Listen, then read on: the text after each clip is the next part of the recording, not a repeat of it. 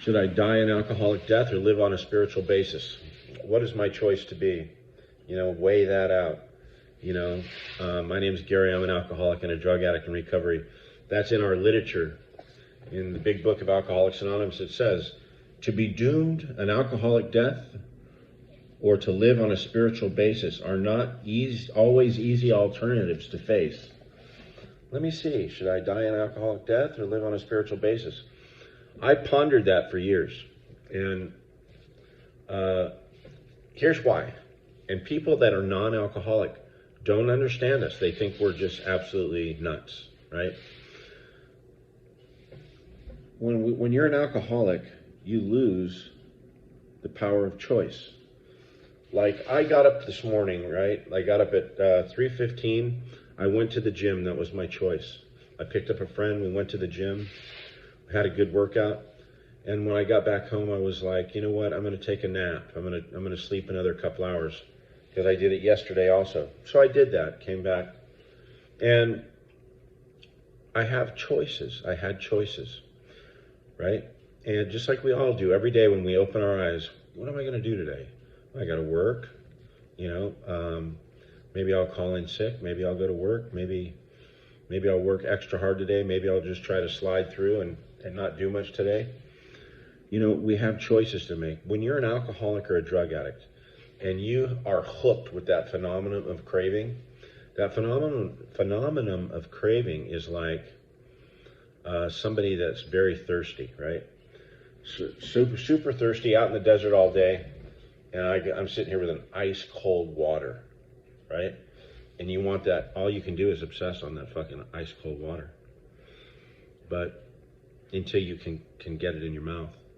That's what it's like being an alcoholic or an addict. We wake up in the morning and we obsess on, where am I going to get my next fix?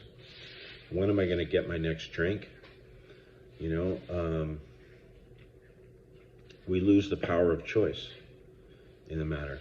That's what our objective is that day, is to use this, drink alcohol, do drugs, and if you're hooked on fentanyl, you're just living to put that shit in your body. Just like I was living to put drugs and alcohol in my body. I would get up every day and just live to do that. And I could have a semi-functional life, right? But that came first. I needed to know that I had enough shit to get me through the day. And I knew I was doomed an alcoholic death. And you can only pretend for so long. You can only pretend that you're doomed for so long. You can only pretend that you're not screwed for so long. If you're doing fentanyl, if you're doing any kind of drugs, and you're abusing them, and you seem to have lost that power of choice, if you swear it off, I'm not doing this shit anymore, and you're doing it the very next day, that phenomenon of craving kicks in, the obsession of the mind, the compulsion of the body. I need that next fix. Well, then you're probably an addict. You're probably just like me. And it's when you're out there and living like that, it's hopeless. I knew I was screwed at a young age. I would do large amounts of cocaine at like 18, 19 years old. And I'd do the peeking out the window, I'd do that all night, sit there grinding my teeth, peeking out the window. So paranoid, right? And about 5 or 6 in the morning, right before daybreak, I'd see this guy. He was all buffed out and he'd be running down the street, right? And I would think to myself, man, that looks good. I mean, I wish I could do that. And then like an hour later, I'd be peeking out the window and he'd be running backwards up the street, right? And I'd go, man, I want to, and he was all buffed out, good looking guy. And I was like, man, I want to be like that, but I knew I couldn't be. I knew I couldn't be because I was owned by drugs and alcohol, completely owned. And if you're in that class where you think you're owned and you're coming off the rails, maybe you're stealing from mom and dad, maybe you're You're stealing from your wife. Maybe you're lying to your loved ones. All the stuff that I did, lying to protect my addiction. I would lie through my teeth and look you straight in the eye just to protect my disease, my next fix. I was that sick. And I just want to let you know there's hope. You don't have to live your life that way. We don't have to be doomed that alcoholic death. And living on a spiritual basis, it ain't all that bad. It's actually pretty cool. You learn how to think about others and do things for others. You learn that your world is just not the center. It doesn't always have to be the center of attention. The attention can be focused outward on others. And it takes time. It takes time to detox, maybe 2 weeks to a month, depending what you're doing. It took me 2 to 3 weeks, and I was in shape to go to meetings, man. And I did a lot of meetings. And I got to know people. And then it's just part of my story, and I hate to keep going through it over and over again, but I lost my son at 4 months sober. And what I did is I didn't blame God, and I didn't really know exactly how, I still don't know how the whole God thing works, but I know it works. I didn't blame God. I asked him for strength and for help, and he gave it to me. And that's the amazing thing about being sober, is you don't know how it all works, but it works. And when it's clicking, man, and it feels so good inside. It was hard to not get through the day without weeping, for I don't even know how long, a long time. It took a long time.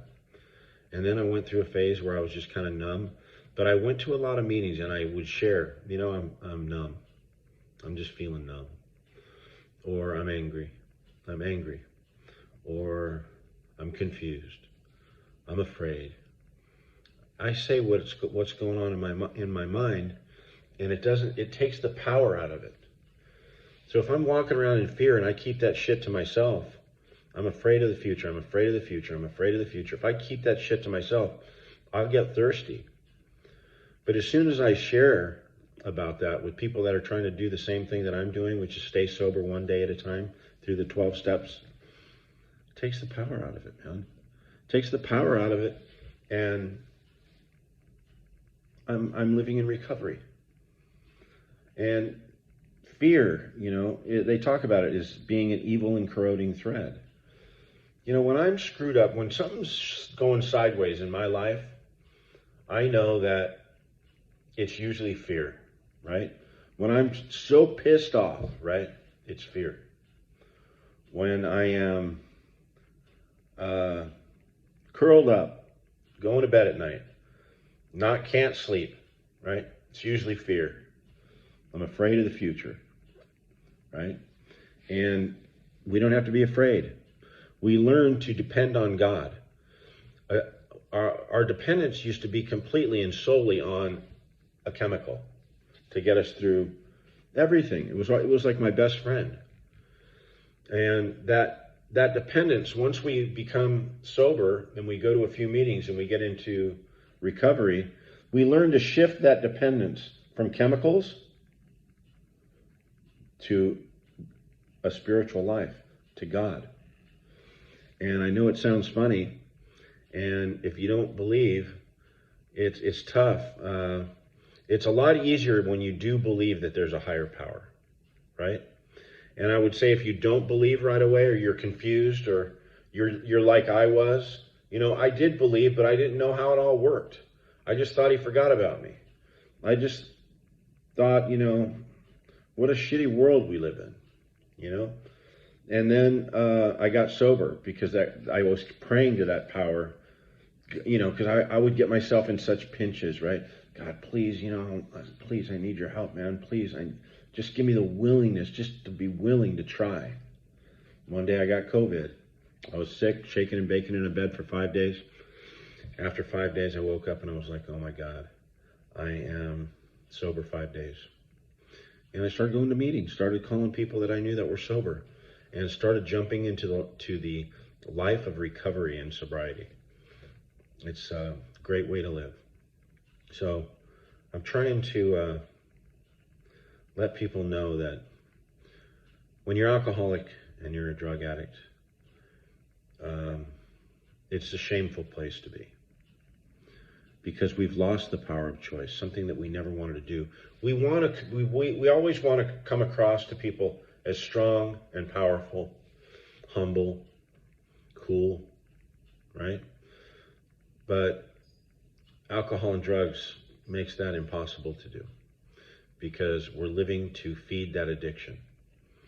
And if we're living to feed that addiction, there's not much else in life to do. It's a full-time job. If you're anything like me, it's a full-time job to feed that addiction. It's constantly thirsty. It's constantly hungry. It's constantly wanting to eat. It's always hungry.